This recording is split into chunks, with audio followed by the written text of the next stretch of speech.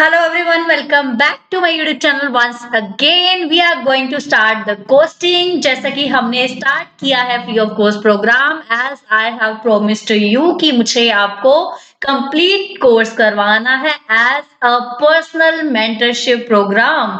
तो जिन जिन लोगों ने ज्वाइन कर लिया है they must be doing as per my instructions, I hope so. And yes, जिन जिन्होंने ज्वाइन नहीं किया है यू कैन स्टिल ज्वाइन, आज और कल में ज्वाइन कर लीजिएगा, क्योंकि अभी आज मैंने इसीलिए बेसिक्स दिए थे to start with, so that अगर 1 और 2 डेज के बाद जिनको पता लगे एटलीस्ट दे कैन ज्वाइन, तो हम थोड़ा सा आगे ना निकल गए हो तब तक, है ना।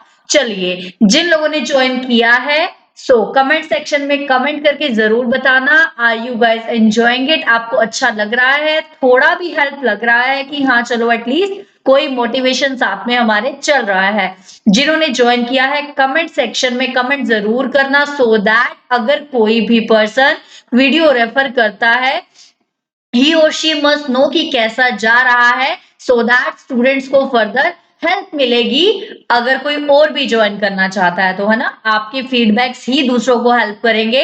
आप वैसे भी रेफर कर सकते हैं because everyone must take the benefit of these classes and this program which I have started. Thank you so much, इतने number of students ने respond किया है to join. I was not expecting कि इतने number of students आ जाएंगे हमारे पास। चलिए, अभी हम स्टार्ट करने वाले हैं कॉस्टिंग। मैंने आपको बोला था हम करेंगे कॉस्टिंग प्लस ओटी स्टार्ट, है ना। आज के लिए मैंने आपको कॉस्टिंग बोला है बिकॉज मैं चाहती हूँ 1-2 दिन स्टूडेंट्स फुल्ली ज्वाइन हो जाए, सो हम फिर 1 या 2 दिन के बाद हम फुल्ली फॉर्म में आ जाएंगे, है ना। तो इसलिए मैंने अभी बेसिक्स दिए थे। चलिए, हम करते हैं आज कॉस्टिंग के बेसिक स्टार्ट। मैंने आपको क्या क्या बोला था? मैंने आपको बोला था मीनिंग, बोला था difference between the financial accounting and cost accounting, and types of cost क्या होती है, एंड मैंने आपको कहा था कुछ बेसिक्स फॉर्मूलाज आप कर लीजिएगा जो कि मार्जिनल कॉस्टिंग में यूज होते हैं, लाइक कंट्रीब्यूशन एंड ऑल। चलिए, मैं आपको आज अच्छे से करवाने वाली हूं, जिसका जो भी डाउट होगा आई होप आपका डाउट ऑटोमेटिकली क्लियर हो जाएगा। But still in case you have any kind of doubt you can text me direct, अगर आपके पास मेरा नंबर है। If you don't have my number then you can mail me, I will definitely reply to you. And yes, एक चीज और मैं आपको बता दूं कि यस, मुझे एक चीज और आपसे डिस्कस करनी थी। जैसे कि हमने बेसिक स्टार्ट किए हैं, do you guys want me to give you target and आप क्वेश्चन खुद कर लेंगे, और I should make you understand about the topic only, या फिर आप ये चाहते हैं कि मैं प्रीवियस ईयर क्वेश्चंस भी आपको सॉल्व करवाऊं यहाँ पे, है ना, वीडियो में। या तो ऐसा होगा कि मैं आपको कंसेप्ट समझा दूंगी और डेली टारगेट्स के बेसिस पे एंड क्वेश्चंस आप खुद कर लीजिएगा, या फिर ये भी हो सकता है कि मैं आपको क्वेश्चंस भी कराऊं, तो वो थोड़ा ज्यादा टाइम डिमांड करेगा मेरा। बट आप मुझे बता दीजिए, क्योंकि अल्टीमेटली आप लोगों का बेनिफिट होना बहुत जरूरी है। जैसे कि मैं चाहती हूँ आपका ऑप्शनल इतना अच्छे से प्रिपेयर हो जाए ना, आप लोगों के रिजल्ट्स में डिफरेंस पता चलने चाहिए। Yes, you were opting the commerce option, that's why आप लोगों के इतने अच्छे मार्क्स आए हैं, है ना। चलो, अब इंफॉर्मेशन जिसने भी लेनी होगी, स्टार्टिंग की वीडियो में मैंने सारी इंफॉर्मेशन दे दी है। अभी हम स्टार्ट करते हैं कॉस्टिंग। ध्यान से सुनना, ये सब्जेक्ट जो है वो स्टूडेंट्स को जनरली टिपिकल लगता है, बट अगर आप फोकस करोगे, कंसंट्रेशन के साथ सुनोगे, then you will get through it. मैं आपको अच्छे से करा दूंगी, डू नॉट वरी, आपको रट्टा लगाने की भी जरूरत नहीं पड़ेगी। That's my commitment to you, बहुत अच्छे से हम करेंगे। चलो, अब हम करते हैं मीनिंग ऑफ कॉस्ट अकाउंटिंग क्या है। देखो, हम बचपन से क्या पढ़ते आ रहे हैं? फाइनेंशियल अकाउंटिंग सॉरी, हम बचपन से क्या पढ़ते आ रहे हैं? Financial accounting. फाइनेंशियल अकाउंटिंग में क्या होता था, हमने जो जो अपना बिजनेस किया है, हमने अपना जो बिजनेस किया है उसका सारा डिटेल मेंटेन करना एंड एक रिजल्ट निकालना फाइनेंशियली कि हम कहां तक पहुंचे हैं, whether we are in profit और लॉस, तो हमें वो कैलकुलेट करना होता था। कॉस्ट अकाउंटिंग क्या है? देखो, cost accounting is a form of managerial accounting. जो मैनेजर अकाउंट्स बनाता है ये उसका फॉर्म है। कॉस्ट अकाउंटिंग क्यों फॉलो की जाती है? ताकि किसी प्रोडक्ट की कॉस्ट को कैलकुलेट किया जाए। कॉस्ट अकाउंटिंग क्यों की जाती है? ताकि किसी प्रोडक्ट की कॉस्ट को कैलकुलेट किया जाए, so that further we can control the cost. देखो, आज के टाइम में जो मार्केट है, मैं आपको बेसिक्स बता देती हूँ क्यों आ रहा है ये। देखो, पहले होता था सेलर्स मार्केट। पहले क्या चलता था? Sellers market. अब क्या चलता है? Buyers market. सेलर मार्केट में क्या होता था? इतने सेलर्स नहीं होते थे, तो सेलर ने जो बनाया वो अपनी टोटल कॉस्ट कैलकुलेट करेगा, उसमें कुछ प्रॉफिट लगाएगा एंड वो मार्केट में सेल कर देगा प्रोडक्ट। बट आज के टाइम में क्या है? कंपटीशन इतना हार्ड है, कंपटीशन इतना हार्ड है कि सेलिंग प्राइस तो आपको मार्केट वाला ही लेना पड़ता है। सेलिंग प्राइस तो आपको मार्केट वाला ही लेना पड़ता है। मान लो मैंने किसी चीज में, मैंने मान लो एक सोप को सेल करना है, अगर मैंने एक सोप को सेल करना है तो मुझे पता है वो 30 रुपीज में ही बेचना पड़ेगा मुझे। अगर मैंने उससे ज्यादा बेचा तो मैं मार्केट से आउट हो जाऊंगी। तो क्या हुआ यहाँ पे? सेलिंग प्राइस जो होती है वो बायर्स मार्केट में सेलिंग प्राइस ऑलरेडी डिसाइड होती है। तो आप, अब मैं क्या सोचूं, अगर मैं 30 रुपए की चीज बेच रही हूँ, एटलीस्ट मुझे 6 रुपीज का प्रॉफिट चाहिए, तो मुझे अल्टीमेटली कॉस्ट कितनी रखनी है? 24 मुझे कॉस्ट रखनी पड़ेगी। इसलिए कॉस्ट को कैलकुलेट करना बहुत इंपॉर्टेंट है, because we have to control the cost. Cost को हमने क्या करना है? कॉस्ट को हमने कंट्रोल करना है। तो कॉस्ट एक इंपॉर्टेंट कंपोनेंट हो गया। तो इस कॉस्ट पे जब डिटेल में स्टडी की जाती है, वो सारा आ जाता है हमारा कॉस्ट अकाउंटिंग के अंडर। हम जब इस चीज को डिटेल में स्टडी करते हैं तो क्या हो जाता है? वो सारा हमारा आ जाता है कॉस्ट के अंदर। आई होप आपको समझ में आया होगा क्या कर रहे हैं हम ये कर रहे हैं कि कॉस्ट अकाउंटिंग का मतलब क्या है। जब किसी प्रोडक्ट की कॉस्ट को हम स्टडी कर रहे हैं, कॉस्ट को स्टडी कर रहे हैं, उसकी वेरिएबल कॉस्ट को भी और उसकी फिक्स कॉस्ट को भी। अब आगे बढ़ने से पहले सॉरी फॉर द डिस्टर्बेंस, आगे बढ़ने से पहले मैं आपको एक चीज क्लियर कराना चाहती हूं, जो बहुत लोगों को कंफ्यूजन होगी, डिफरेंस नहीं पता होता है। देखो, हमारे पास क्या होता है? एक होती है डायरेक्ट मटेरियल कॉस्ट, एक होता है इनडायरेक्ट मटेरियल कॉस्ट। एक होता है डायरेक्ट लेबर, एक होता है इनडायरेक्ट लेबर, एक होता है डायरेक्ट एक्सपेंसेस, एक होता है इनडायरेक्ट एक्सपेंसेस।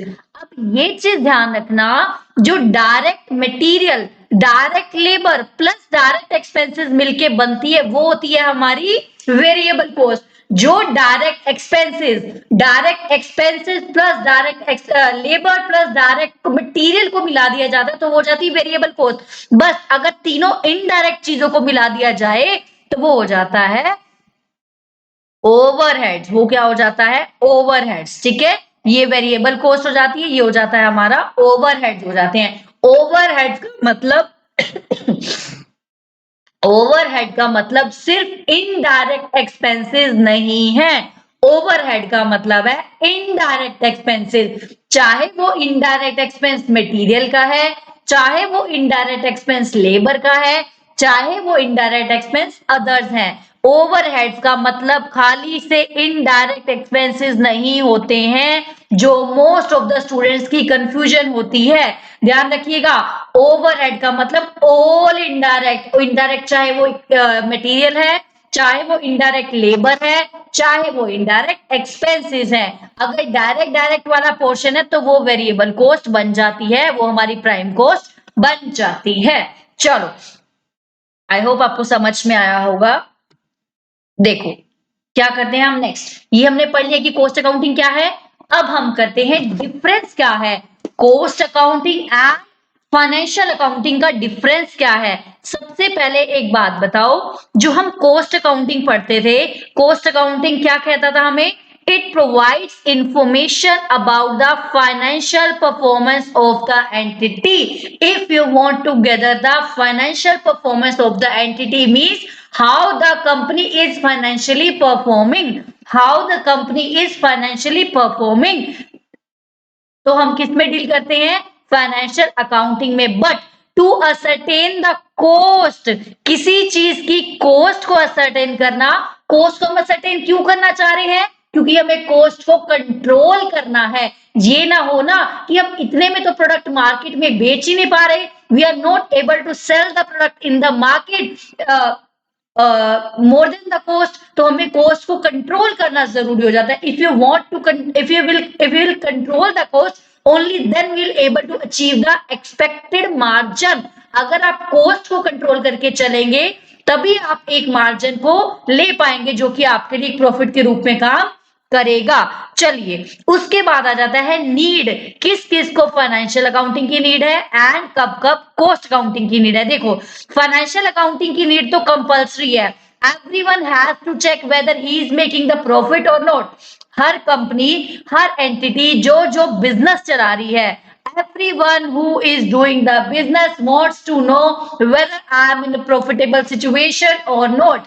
तो उसको क्या करना पड़ेगा, देखना पड़ेगा कि whether I am earning some profit, मैं प्रॉफिट कमा रहा हूं या नहीं कमा रहा। इसके लिए फाइनेंशियल अकाउंटिंग क्या हो जाता है, कंपल्सरी हो जाता है। But cost accounting is a voluntary, because cost कौन कंट्रोल करना चाहेगा, जनरली मैन्युफैक्चरर्स वाले लोग।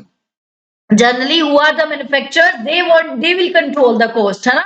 तो क्या होगा जो कॉस्ट अकाउंटिंग है वो क्या होगी, हमारी वॉलंटरी होगी। उसके बाद होता है नेचर। फाइनेंशियल अकाउंटिंग का नेचर क्या है एंड कॉस्ट अकाउंटिंग का नेचर क्या है।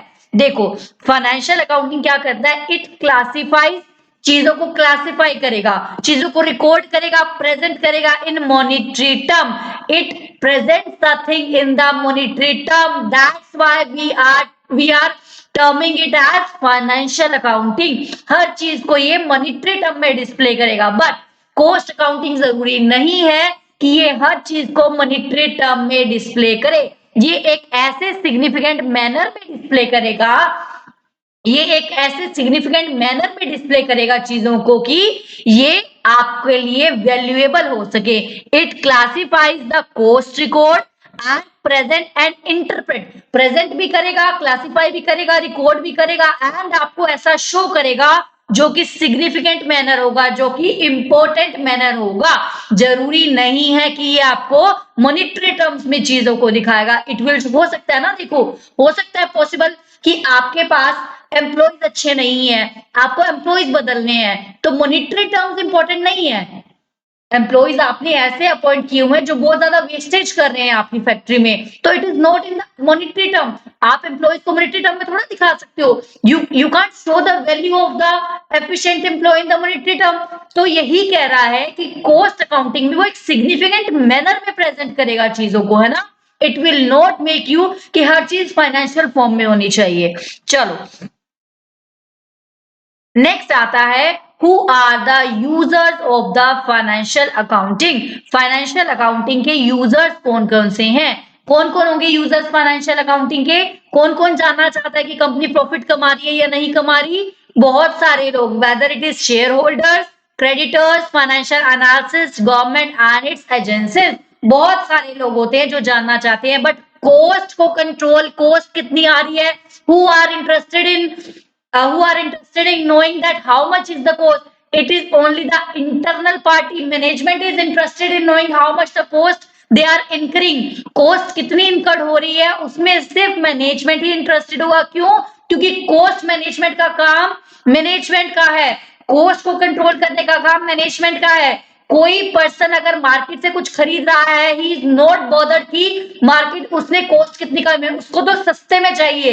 ही इज नॉट बॉदर्ड कि कंपनी ने कितनी इसके ऊपर कॉस्ट लगाई। तो कॉस्ट कंट्रोल करना it is a internal matter. So who are the users of this cost accounting. Cost accounting के यूजर कौन हुए, internal management are the user of the cost accounting. ये थ्योरी का पोर्शन एक छोटा सा है, उसके बाद बहुत इंटरेस्टिंग प्रैक्टिकल करवाने वाली हूं मैं आपको, फटाफट से इसे गो थ्रू कर दीजिएगा। फिर हम करते हैं बहुत इंटरेस्टिंग प्रैक्टिकल।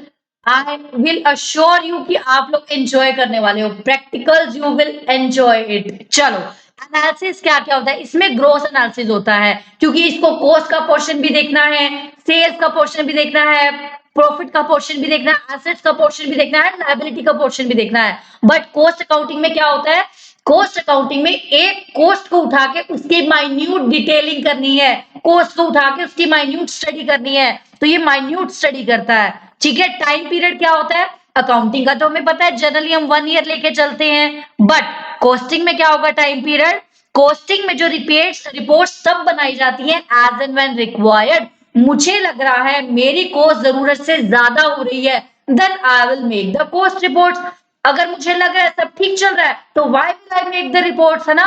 तो कोस्ट की रिपोर्ट तब प्रिपेयर की जाएंगी as and when required for further decision making. चलिए, प्रेजेंटेशन कैसे होता है? फाइनेंशियल अकाउंटिंग का आप सबको पता है, प्रेजेंटेशन एक फिक्स फॉर्मेट में होता है। हमें पता है P&L का क्या फॉर्मेट है, बैलेंस शीट का क्या फॉर्मेट है, बट कॉस्ट अकाउंटिंग में ऐसा कोई फॉर्मेट नहीं होता है। ये जस्ट एक टेक्निक है कि कॉस्ट को कैसे कम किया जाए। हम कॉस्ट को स्टडी कर रहे हैं so that we can further reduce the cost, we can further reduce the cost. यहाँ पे खत्म हुआ हमारा थ्योरी पोर्शन। अब हम चलते हैं प्रैक्टिकल पोर्शन पे। Very very interesting and very very important topic for you. Cost sheet का मैं आपको एक बार फॉर्मेट लास्ट में बता दूंगी कि कोस्ट शीट तो आपको बाय हार्ट लर्न ही करनी पड़ेगी, है ना, बट टाइप्स ऑफ कोस्ट मैं आपको भी बताती हूँ अच्छे से। एंड प्लीज ध्यान से सुनिएगा, this topic will decide how you will perform in the costing. This is the only topic जिससे आपको पता चलेगा कोस्टिंग आपके माइंड में जा रही है या नहीं जा रही। These terms and these formulas जो मैं आपको आज बता रही हूँ, दीज आर मस्ट, सो मैं इनको डेप्थ में डिस्कस करने वाली हूँ। चलिए, सबसे पहले आता है, एक बात समझो, अभी स्टडी को भूल जाओ, मेरी एक बात सुनो, ठीक है। हम जनरली कोस्टिंग में क्या पढ़ने वाले हैं? एक होता है मार्जिनल कोस्टिंग, एक होता है एब्जॉर्प्शन कोस्टिंग। एक होता है मार्जिनल कोस्टिंग, एक होता है एब्जॉर्प्शन कोस्टिंग। हम स्टार्ट करेंगे मार्जिनल कोस्टिंग से। मार्जिनल कॉस्टिंग कहाँ पे काम आती है? मार्जिनल कॉस्टिंग काम आती है डिसीजन मेक करने में। मार्जिनल कॉस्टिंग कहाँ पे काम आती है? डिसीजन लेने में, कि हमें डिसीजन लेना है तो वहां हम मार्जिनल कॉस्टिंग यूज करते हैं। अब मार्जिनल कॉस्टिंग हम तब यूज करेंगे जब जब हमने क्या करना है? डिसीजन लेना है। अब एक बात बताओ, डिसीजन लेने के लिए हम क्या देखते हैं? जो जो चीजें रेलिवेंट है। मुझे अगर मान लो आपने कहीं किसी अच्छे कॉलेज में एडमिशन लेना है, तो आपको क्या देखना पड़ेगा? आप ये देखोगे कि मेरी 10th में कितनी फीस लगी थी। आपने 11th में एडमिशन लेना है, क्या आप ये देखोगे कि 10th में आपने कितनी फीस लगाई थी, एडमिशन फीस कितनी लगी थी आपकी? नहीं। डिसीजन आपने फ्यूचर का लेना है, तो कॉस्ट भी फ्यूचर वाली रेलेवेंट होगी। तो पास्ट में जो कॉस्ट हो चुकी है वो हमारे लिए मैटर नहीं करती। समझो मेरी बात। हम क्या कह रहे हैं? मार्जिनल कॉस्टिंग को हम यूज करेंगे कि डिसीजन मेकिंग में। तो डिसीजन मेकिंग का मतलब वो चीजें जो हमारे लिए रेलेवेंट है, हम सिर्फ वो चीजें देखेंगे। इररेलेवेंट चीजों को हम क्या करेंगे? इग्नोर कर देंगे।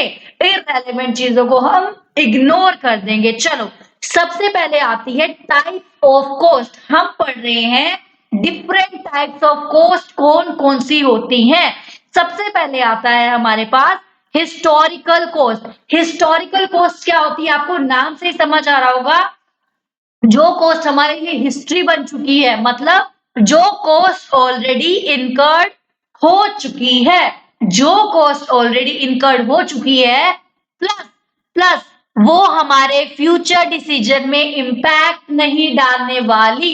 मुझे सीए करनी है तो मैंने +2 में कितना एडमिशन फीस भरा था, मेरे लिए मैटर नहीं करता है।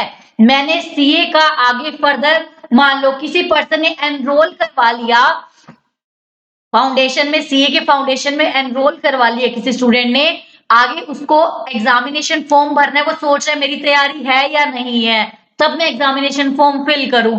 तो क्या होगा? एग्जामिनेशन फॉर्म का डिसीजन लेने के लिए जो आपने फाउंडेशन की फीस भरी, फाउंडेशन के लिए आपने रजिस्टर कराया, that was इमैटेरियल for you, that was not relevant for you. तो ये यही कह रहा है, वो कॉस्ट जो ऑलरेडी इनकर्ड हो चुकी है, प्लस वो जो आपके फ्यूचर डिसीजन को अफेक्ट नहीं करेगी। मेरे लिए क्या डिसाइड करेगा फ्यूचर डिसीजन में?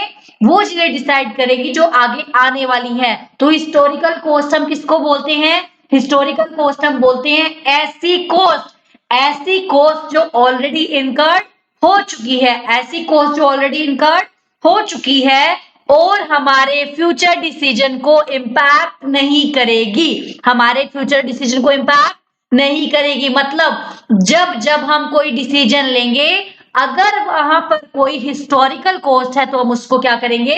इग्नोर कर देंगे।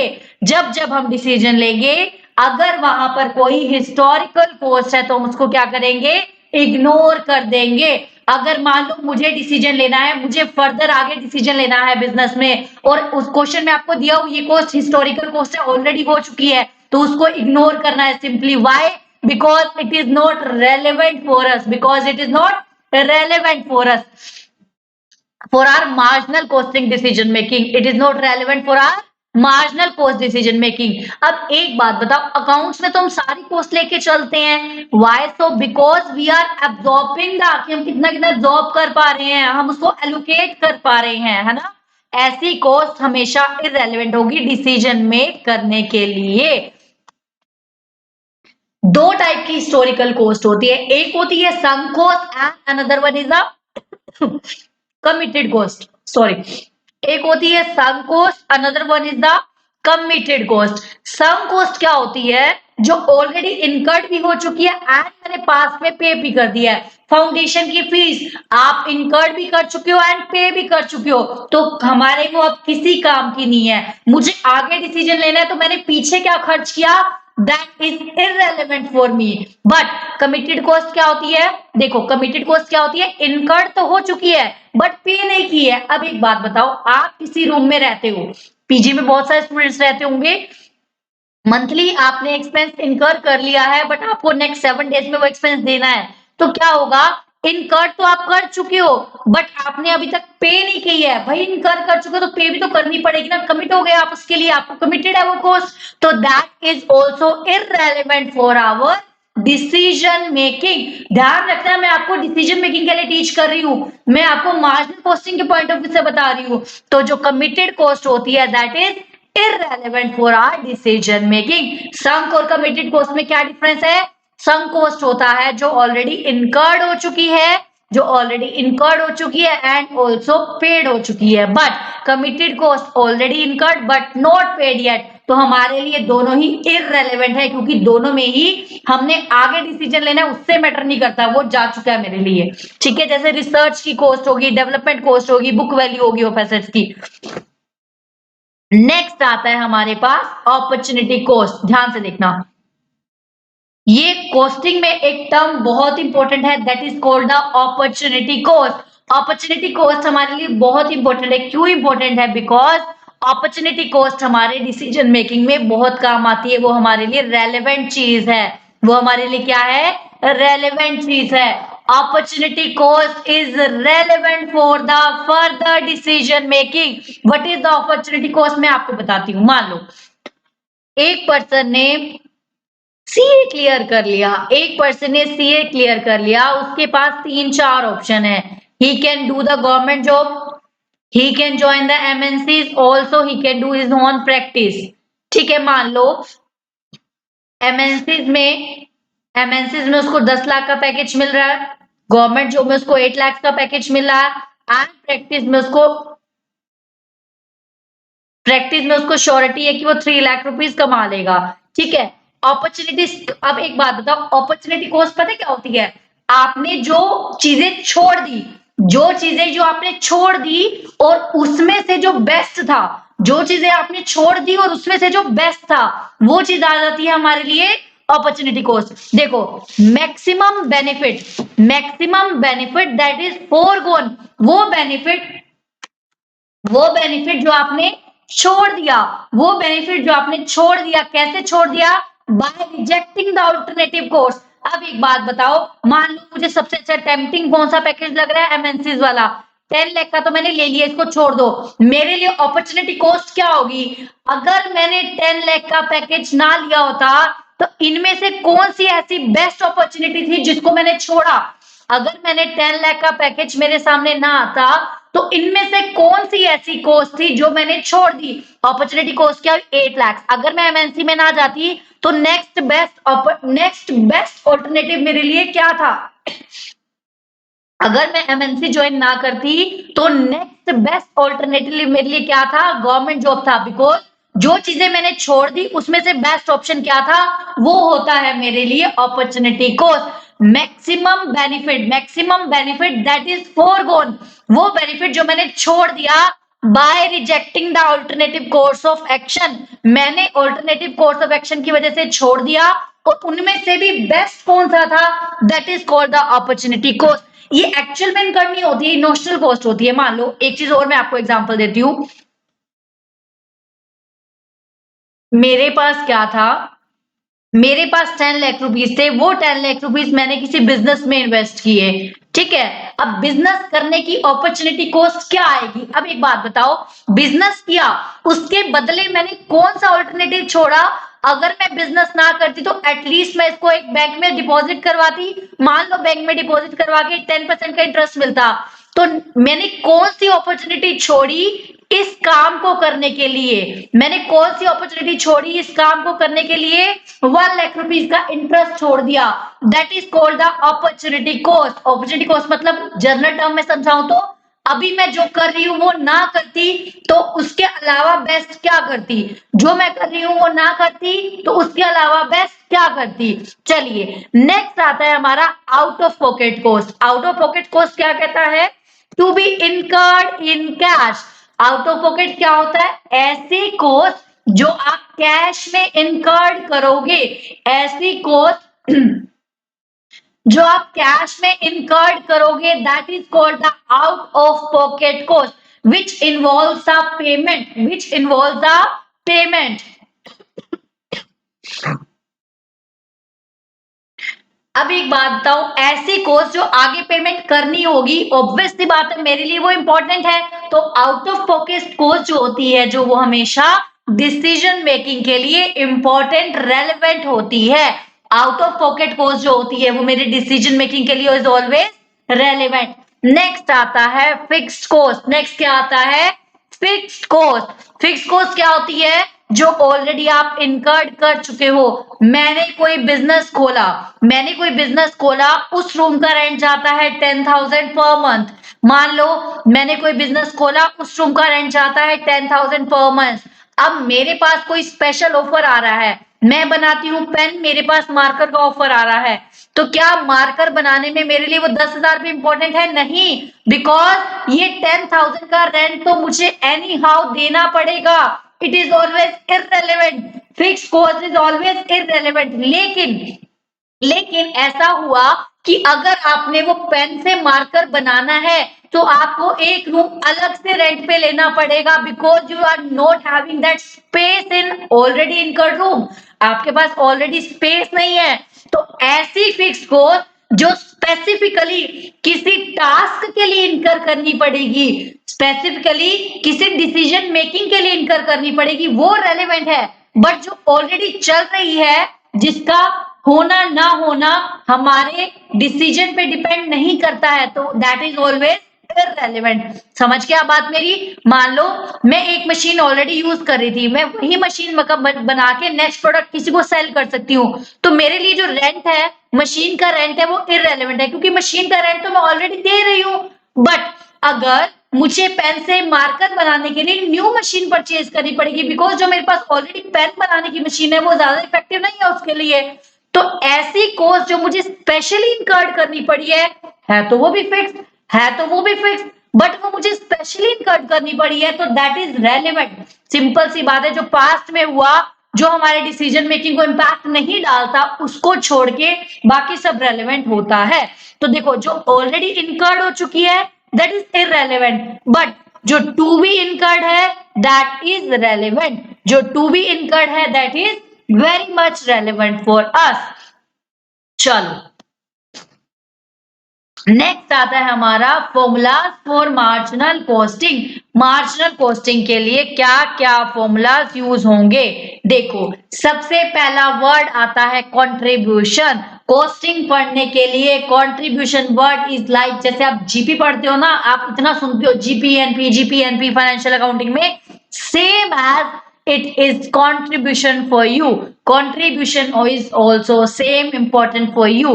देखो, कंट्रीब्यूशन क्या है? जब हम सेल में से वेरिएबल कॉस्ट माइनस करते हैं। मैंने आपको बताया था वेरिएबल कॉस्ट क्या होती है, चाहे वो एक तो direct material, direct labour, direct expenses. ये नहीं है कि सिर्फ डायरेक्ट मटेरियल या फिर डायरेक्ट लेबर या डायरेक्ट एक्सपेंसेस। वेरिएबल कॉस्ट का मतलब क्या होता है? वेरिएबल कॉस्ट का मतलब क्या होता है? Direct material, direct labour, direct expenses. जब आप सेल में से वेरिएबल कॉस्ट लेस कर देते हो तो क्या बन जाता है आपका? कंट्रीब्यूशन बन जाता है। सिंपल सी बात है, कंट्रीब्यूशन आ गया।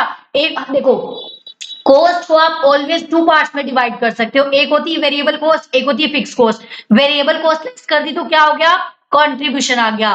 फिक्स कॉस्ट लेस कर दोगे तो क्या आ जाएगा, प्रॉफिट आ जाएगा। तो अगर हम रिवर्स चले तो प्रॉफिट प्लस फिक्स कॉस्ट वो कंट्रीब्यूशन के इक्वल होगी। देखो दोबारा से मैं समझा रही हूं, सेल्स में से अगर हम वेरिएबल कॉस्ट लेस करते हैं तो क्या आ जाता है, हमारा कंट्रीब्यूशन आ जाता है। सेल में से अगर हम वेरिएबल कॉस्ट लेस करते हैं तो क्या आ जाता है, हमारा कंट्रीब्यूशन आ जाता है। अगर हम रिवर्स पे चले, इतना आपको क्लियर है, पूरे अकाउंट्स में या कॉस्ट अकाउंटिंग में टू टाइप्स की कॉस्ट होगी, एक होगी वेरिएबल, एक होगी फिक्स्ड। जो सेमी वेरिएबल होती है उसको हम फिक्स्ड और वेरिएबल में कन्वर्ट करते हैं पहले। अब इतना समझो, टू टाइप्स की कॉस्ट है, एक हो गई वेरिएबल, एक हो गई फिक्स्ड। जब हम वेरिएबल कॉस्ट लेस करेंगे तो क्या हो जाएगा, कंट्रीब्यूशन आ जाएगा। जब हम फिक्स कॉस्ट लेस करेंगे कंट्रीब्यूशन में से तो क्या आ जाएगा, प्रॉफिट आ जाएगा। तो देखो कंट्रीब्यूशन का फॉर्मूला क्या हो गया, सेल्स में से लेस कर दो variable cost, it is the excess of the sale over the variable cost, ये हो गया कंट्रीब्यूशन। वहीं अगर हम ये कहें profit plus fix cost, reverse technique से देखो तो प्रॉफिट प्लस फिक्स कॉस्ट वो भी तो कंट्रीब्यूशन हुआ ना हमारे लिए, सेम एज क्या हो गया, सेल माइनस वेरिएबल कॉस्ट। ये चीज लर्न कर लो माइंड में, sale minus variable cost contribution, minus fix cost profit आ जाएगा। ठीक है, नेक्स्ट आता है हमारे पास पीवी रेशियो। पीवी रेशियो क्या होता है, profit volume ratio. Profit volume ratio क्या होता है, हमारी कॉस्टिंग में प्रॉफिट जो हम रेलेवेंट मानते हैं वो हम कंट्रीब्यूशन को मानते हैं, इसलिए पीवी रेशियो में प्रॉफिट का यूज ना करके कंट्रीब्यूशन का यूज किया गया, बिकॉज फिक्स कॉस्ट जो है वो हमारे लिए इररेलेवेंट होती है। हमने क्यों कंट्रीब्यूशन को ज्यादा इंपॉर्टेंस दी है, बिकॉज फिक्स कॉस्ट हमारे डिसीजन मेकिंग में इररेलेवेंट होती है। इसलिए प्रॉफिट वॉल्यूम रेशो, जैसे आप कहां निकालते थे, वहां पे नेट प्रॉफिट रेशो निकालते थे ना, कैसे निकालते थे, net profit upon sales into 100। PV ratio यहाँ पे क्या होगा, contribution over sale into 100, it can be per unit, it can be in total also। तो सबसे पहले हमने क्या देखा था, कंट्रीब्यूशन क्या होता है, कंट्रीब्यूशन क्या होता है, जब हम सेल्स में से वेरिएबल कॉस्ट लेस करते हैं then we get the contribution, then we get the contribution. But PV ratio क्या हुआ, हमारी कॉस्टिंग में हमारी जान प्राण प्रॉफिट किस में बची हुई है, कंट्रीब्यूशन में बची हुई है। तो पीवी रेशियो यहाँ पे क्या हो जाएगा, contribution upon sale into 100, contribution upon sale into 100। Variable cost क्या होगा, वेरिएबल कॉस्ट की रेशियो निकालनी है तो क्या होगा, variable cost upon sale into 100। अब एक बात बताओ मुझे, देखो सेल्स माइनस वेरिएबल कॉस्ट, ये आ जाएगा हमारा कंट्रीब्यूशन, माइनस करेंगे फिक्स कॉस्ट, क्या आ जाएगा हमारे पास, प्रॉफिट आ जाएगा, है ना। ठीक है, अब एक बात बताओ, कंट्रीब्यूशन में क्या क्या चीजें थी, कंट्रीब्यूशन में क्या क्या चीजें थी, एक थी सेल, एक था वेरिएबल कॉस्ट। जब आप और देखो सेल माइनस वेरिएबल कॉस्ट करेंगे तो क्या आ जाता है हमारा, पीवी रेशियो, समझ रहे हो आप, पीवी रेशियो सॉरी प्रॉफिट आ जाएगा। नॉर्मल हम बात करें तो सेल्स माइनस वेरिएबल को कंट्रीब्यूशन आ जाएगा। अगर मैं इस कंट्रीब्यूशन को प्रॉफिट डिनोट कर दूं कुछ टाइम के लिए तो क्या होगा, देखो समझो मेरी बात, नॉर्मल आप इतना समझे कि पीवी रेशियो क्या होता है, कंट्रीब्यूशन अपॉन सेल इनटू 100। ठीक है, same as variable cost ratio क्या होगा, variable cost upon sale into 100, हम रेशियो निकाल रहे हैं just, contribution upon sale into 100 किया तो क्या आ गया, PV ratio. Variable cost upon sale into 100 क्या आ गया, वेरिएबल कॉस्ट रेशियो।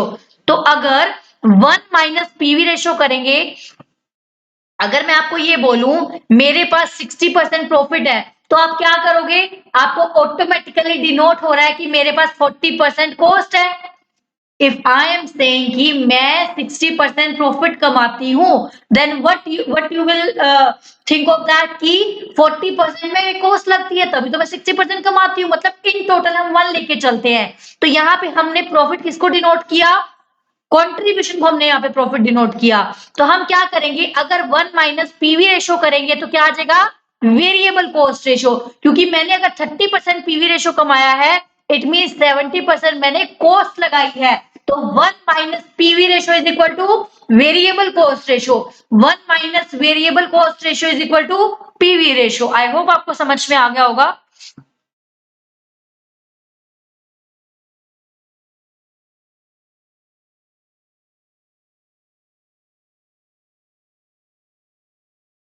चलिए नेक्स्ट आता है हमारे पास break even point. Break even point क्या होता है?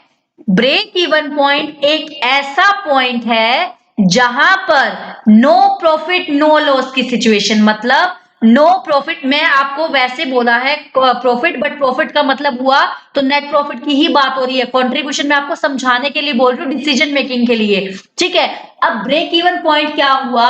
ब्रेक इवन पॉइंट क्या होता है? ब्रेक इवन पॉइंट एक ऐसा पॉइंट है जहां पे ना आप प्रॉफिट कमा रहे हो ना ही आपको नुकसान हो रहा है। मतलब आप क्या कर रहे हो, आपकी वेरिएबल कॉस्ट भी कवर हो रही है, फिक्स कॉस्ट भी कवर हो रही है, बट कोई आपको एक्स्ट्रा मार्जिन नहीं मिल रहा है, कोई आपको एक्स्ट्रा मार्जिन नहीं मिल रहा है। देखो मान लो मैंने 100 रुपीज की सेल की, मैंने 100 रुपीज की सेल की, 30 रुपीज की मेरी वेरिएबल कॉस्ट आई, तो यहाँ पे कितना आ गया 70, और मेरी फिक्स कॉस्ट मान लो, वैसे फिक्स कॉस्ट हमेशा टोटल में होती है, मान लो 70 की ही फिक्स कॉस्ट है मेरी, तो क्या हुआ, क्या हुआ, नो प्रॉफिट नो लॉस की सिचुएशन आ गई। मैंने इतना कंट्रीब्यूशन कमाया कि वो मेरी फिक्स कॉस्ट को पूरा कर सके। मतलब समझ रहे हो, मैंने इतना कंट्रीब्यूशन कमाया कि वो मेरी फिक्स कॉस्ट को पूरा कर सके, कोई प्रॉफिट जनरेट नहीं हो पा रहा है।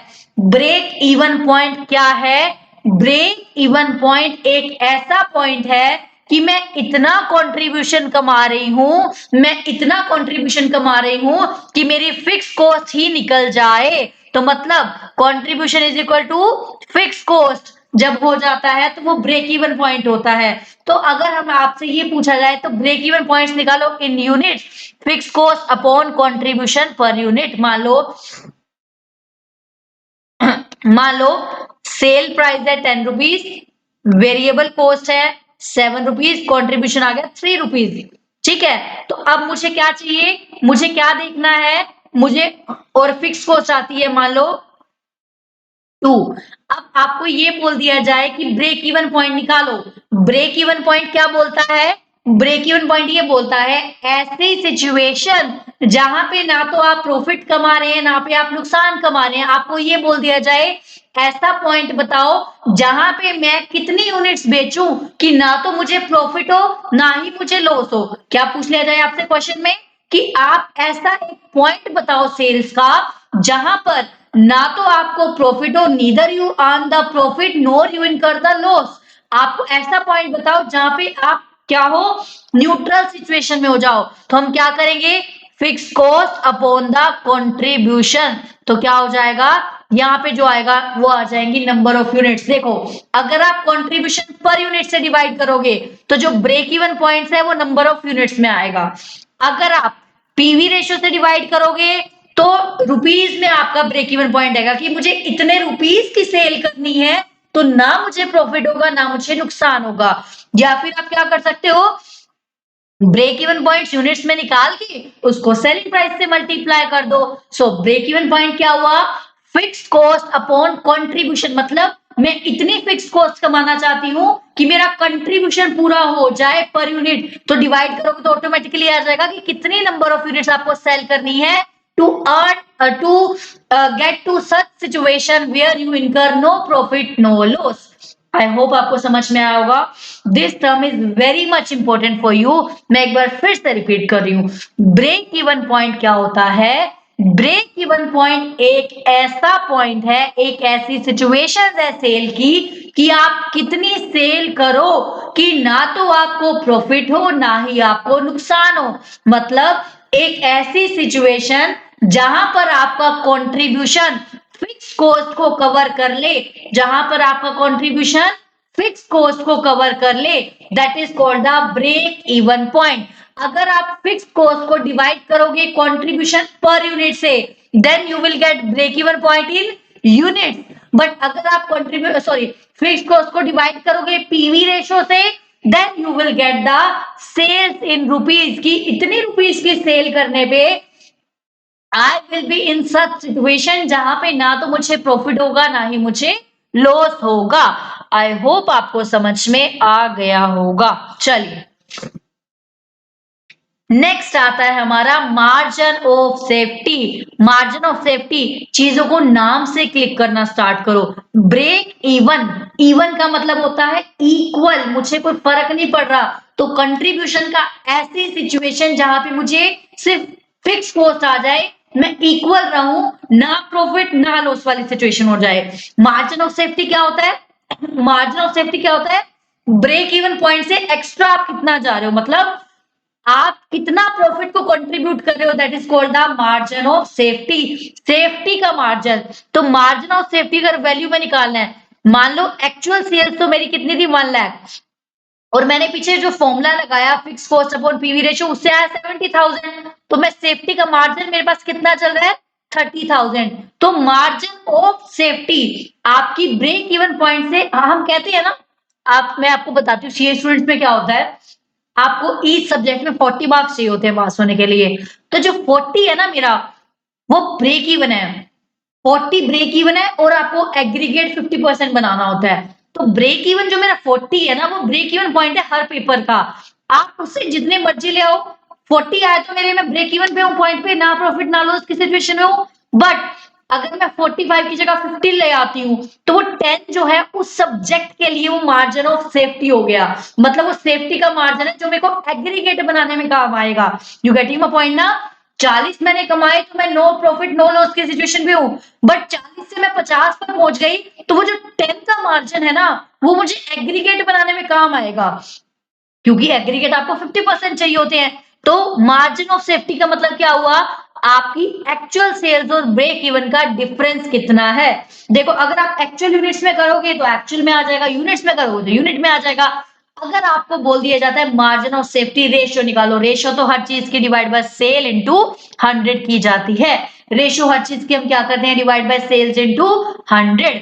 उसके बाद एक पॉइंट आता है, आपसे क्वेश्चन में ये पूछा जाता है कि आप कितनी सेल करो कि मेरे को इतना प्रॉफिट हो जाए। मैं कितनी सेल करूं कि मुझे 10,000 का, मान लो